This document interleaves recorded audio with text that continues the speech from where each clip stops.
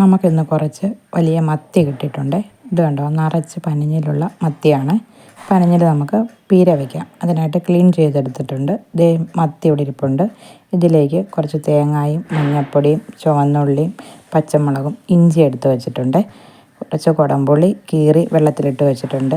കീറിയിട്ടത് നന്നായിട്ട് പുളി പെട്ടെന്ന് ഇറങ്ങാനായിട്ടാണ്. ഒരു ചട്ടി എടുത്തിട്ട് പനിഞ്ഞിൽ അതിലേക്ക് ഇട്ട് ഒതുക്കി വെച്ച തേങ്ങായും ഇട്ട് ഇതിലേക്ക് കുറച്ച് കറിവേപ്പിലയും കുടംപുളിയും അതിൻ്റെ വെള്ളവും എല്ലാം കൂടി ഇട്ട് നമുക്ക് ആവശ്യത്തിന് ഉപ്പും ഇട്ടിട്ട് അടുപ്പിൽ വെച്ച്